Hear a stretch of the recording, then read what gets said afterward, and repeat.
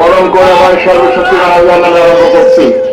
ঐতিহ্যবাহী শ্রীপুর পৌরসভার 5 নম্বর ওয়ার্ডে আজকে ফখরুদ্দিন মিল গেটে এই আমাদের ঘোড়া প্রতীকের নির্বাচনী মতসভার সম্মানিত সভাপতি, আমাদের অত্যন্ত শ্রদ্ধাভাজন নেতা জনাব আবুল খায়ের বিএসসি সাহেব, উপস্থিত রয়েছেন আওয়ামী লীগ, ছাত্রলীগ, যুবলীগ, কৃষক লীগ, শ্রমিক লীগ, স্বেচ্ছাসেবক লীগের প্রান্তীয় নেতৃবৃন্দ। আপনারা আমাকে নিজ করে ক্ষমা করবেন, কারণ আপনারা জানেন আপনাদের সকলের নাম আমার জানা আছে। আমরা ইতিমধ্যে প্রায় আধা ঘন্টা বা 40 মিনিটের বেশি বক্তব্য শুনেছি, আমাদের নেতৃবৃন্দ বক্তব্য রেখেছেন। আমিও আপনাদেরকে বেশিক্ষণ কষ্ট দিতে চাই না। আপনারা প্রেক্ষাপট জানেন যে উপজেলা চেয়ারম্যান নির্বাচন আমার জন্য, আমি আসলে নির্বাচন করবার জন্য প্রস্তুত ছিলাম না। আমাদের শ্রীপুরের হাজার হাজার মানুষ, হাজার হাজার নেতাকর্মী ঐক্যবদ্ধভাবে আমাকে গিয়ে প্রার্থী করেছেন। প্রার্থী করার কারণ হিসেবে তারা যেটা দেখিয়েছেন সেটা হচ্ছে উপজেলা চেয়ারম্যানের এই চেয়ারে আসিয়ে পরে মাননীয় সাংসদ, মেয়র, ইউনিয়ন পরিষদের চেয়ারম্যান বৃন্দের সাথে একটা সুন্দর সুষম সমন্বয়, এটা হবে আমার প্রধান কাজ, যার মধ্য দিয়ে আল্লাহের পক্ষের রহমত হিসেবে দেখে যাওয়া উন্নয়নের যে শ্রীপুর, উন্নয়নের যে গতিধারা, এটা আরো ত্বরান্বিত থেকে ত্বরান্বিত হবে। সেই জন্যই আমি আসলে প্রার্থী হয়েছি এবং আমাকে প্রার্থী করা হয়েছে। প্রার্থীকে আমি হয়েছি না আপনারা করেছেন? তাহলে এখন ভোটের দায়িত্বটা কি আপনাদের না আমার? সংগ্রহ করবার দায়িত্বটা আপনাদের। আরেকটি জিনিস আমি আপনাদেরকে বলি, উপজেলা চেয়ারম্যানের যে চেয়ার, এর থেকে বেশি ক্ষমতা ভেতরে আমি নিজেই 30 বছর ছিলাম। আমার বাবা 30 বছর আপনারা তাকে এমপি বানিয়ে রেখেছিলেন, জাতীয় পর্যায়ের নেতা ছিলেন। আমি তার ক্ষমতার মাঝখানেই বড় হয়েছি, এই জন্য ক্ষমতার লোভ আমাকে স্পর্শ করে না।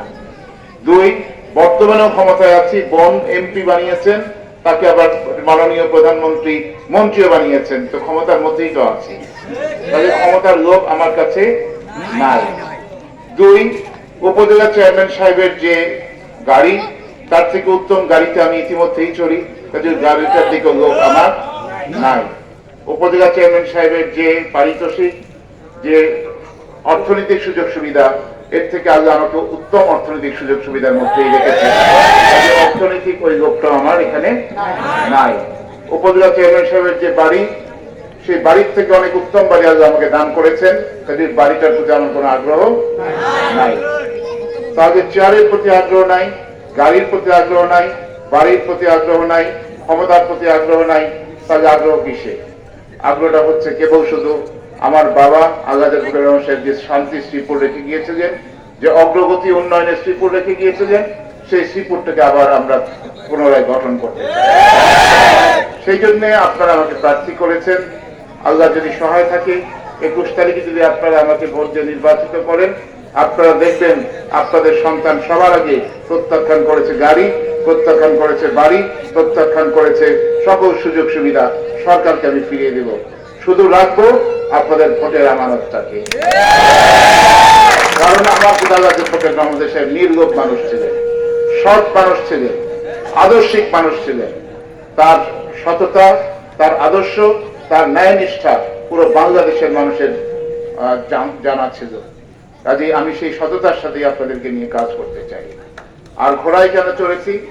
ঘোড়ায় চড়েছি এই জন্যে যে ঘোড়াটার কথা কোরআনুল করিমে আল্লাহ সর্বশক্তিমান উল্লেখ করেছেন। আরো অনেক প্রতীক ছিল, কাপড়ি ছিল, দোয়াত কলম ছিল, তারপরে আনারস ছিল, তারপরে সেখানে হোন্ডা ছিল, কিন্তু এই সমস্ত জিনিসগুলোতে আল্লাহ রসুল চড়েননি। আল্লাহ রসুল যতগুলো যুদ্ধ করেছেন প্রত্যেকটা ন্যায় যুদ্ধ করেছেন ঘোড়ায় চড়ে। যদি আমরা দখলদারিত্বের বিরুদ্ধে লড়াই করতে চাই, চাঁদাবাজির বিরুদ্ধে লড়াই করতে চাই, সন্ত্রাসের বিরুদ্ধে লড়াই করতে চাই, দুর্নীতির বিরুদ্ধে লড়াই করতে চাই, রসুলের এই ঘোড়ায় চড়েছি আপনাদেরকে নিয়ে। এই ঘোড়ায় চড়েই আমরা সেই বিজয়ের মধ্য দিয়ে তাদেরকে উৎখাত করবো। আমি আল্লাহের রহমত সাহেবের সন্তান, আল্লাহকে ছাড়া কাউকে কখনো ভয় করিনি। এর আগে তানভীর সিদ্দিকী সাহেবের মতন জাতীয় পর্যায়ের নেতাকে মোকাবিলা করেছি, অধ্যাপক মান্নান সাহেবের মতো নেতাকে আমার পিতার নেতৃত্বে মোকাবিলা করেছি। আগে কথা গেরোতল মশা বলে। তাই যারা জল মাপতে চান তারা 21 তারিখে মেপে নিয়েন রাত্রেবেলা। কাজেই আরেকটি বিষয়, তারা অনেক সময় বলে যে ওনার মেয়ে এমপি বানিয়েছি, সরকার মন্ত্রী বানিয়েছে, ওনাকে আবার উপজেলা চেয়ারম্যান হতে হবে কেন? এই কথাটি তারা বলে আমাদেরকে বিব্রত করতে চায়। তার জবাবটা আপনাদের জানা দরকার।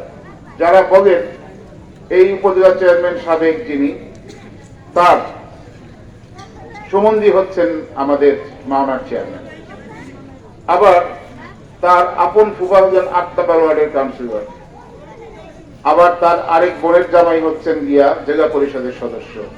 ওর নিজের বাগায় ১৬ আনা, পরের বাগায় সৈয়দ দানা, নাকি? ভাইরা, তার আবার এক ভাইরা, তিনি আবার গাজীপুর ইউনিয়ন পরিষদের চেয়ারম্যান।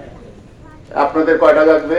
আমি যদি প্রশ্ন করি, এই আত্মীয়করণের উদাহরণ তো আপনারা সৃষ্টি করেছেন। কাজেই এই সমস্ত আজে বাজে আবল তাবল কথা বলে মানুষকে বিভ্রান্ত করার চেষ্টা করবেন না। এটা হচ্ছে মুনাফিকি চরিত্র।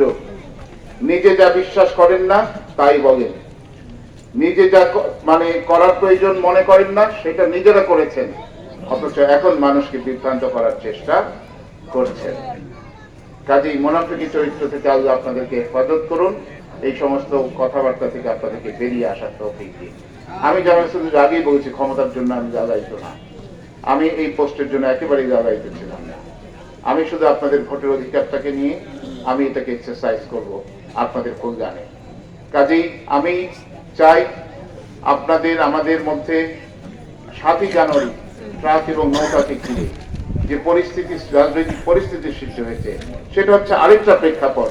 আমাদের হাজার হাজার নেতার কর্মী যে আমাকে অনুরোধ করেছেন, দলের যে পরিস্থিতির সৃষ্টি হয়েছে, যে শৃঙ্খলা ভেঙে পড়েছে, এই শৃঙ্খলাকে আপনি আপনার অভিজ্ঞতা দ্বারা সকল সিনিয়র নেতৃবৃন্দকে নিয়ে, সকল উপজেলার নেতাদেরকে নিয়ে আপনার পিতা যেভাবে একটা শান্তিপূর্ণ দল করেছিলেন সেটাকে করবার চেষ্টা করুন। সেই জন্য আপনারা আমাকে কিন্তু প্রার্থী করেছেন। কাজেই আগামী 10টা দিন আপনাদের দায়িত্ব কর্তব্য হচ্ছে সাধারণ মানুষের কাছে যাওয়া, তাদের কাছ থেকে এই ভোটটা নিয়ে আসা। পারবেন না 10টা দিন করতে? জীবনতে আমি আপনাদের কাছে তেমন কিছু চাইনি। এই 10টা দিন আপনারা আমার জন্য সময় দেবেন, দেবেন না ইনশাআল্লাহ? এবং আগামী 10টা দিন প্রত্যেকটা বাড়িতে বাড়িতে আপনারা গিয়ে এই ঘোড়া প্রতীকের জন্য ভোট নিয়ে আসবেন। পরিশেষে আমি শ্রীপুর পৌরসভার মানুষের কাছে শেষ কথাটুকু এইটুকুই বলতে চাই, আমার পিতা জাতিপক্ষের জন্মদেশে নির্লোভভাবে কাজ করে গেছেন সারা জীবন, এবং সবসময় বলতেন, বাবারে আমি শ্রীপুরের রাজনীতিতে অসংখ্য মানুষের উপকার করে গিয়েছি, মানুষকে কখনো কষ্ট দিই নাই। তোমরা যখন আমি বেঁচে থাকবো না, এই শ্রীপুরের মানুষের কাছে আমার সন্তান হিসেবে তোমরা যে দাঁড়াবে, এই শ্রীপুরের মানুষ তোমাদেরকে আশ্রয় দেবে, এই শ্রীপুরের মানুষ তোমাদেরকে সমর্থন দেবে, এই শ্রীপুরের মানুষ তোমাদেরকে ভালোবাসা দেবে। যেই ভালোবাসা, যেই সমর্থন, যেটা তোমরা পাবে, এটা পৃথিবীর আর কোথাও তোমরা পাবে না। আমি আজকে এই রাত্রেবেলা দুর্যোগপূর্ণ আবহাওয়ার মধ্যেও এই আমাদের এই এই পূর্বখণ্ডে এসে সেই ভালোবাসার প্রতিফলন দেখতে পেয়েছি। হাজার হাজার মানুষ আমাদের মুক্তিযুদ্ধের স্লোগান দিয়ে আমাদের স্বাগত জানিয়েছেন। জীবনে এর থেকে আর কি চাওয়ার থাকতে পারে, কি পাওয়ার থাকতে পারে? তো এই ভালোবাসাটার প্রতিফলনটা 21 তারিখ ভোট কেন্দ্রে আবার আমি দেখতে চাই। আমাদের আয়োজক বৃন্দের সকলকে ধন্যবাদ জানিয়ে আপনাদের সবার সুস্বাস্থ্য এবং দীর্ঘায়ু কামনা করে 21 তারিখ ঘোড়া প্রতীকে ভোট চেয়ে আপনাদের দোয়া, সমর্থন, ভালোবাসা চেয়ে আমার বক্তব্য শেষ করছি। জয় বাংলা, জয় বঙ্গবন্ধু বাংলাদেশ।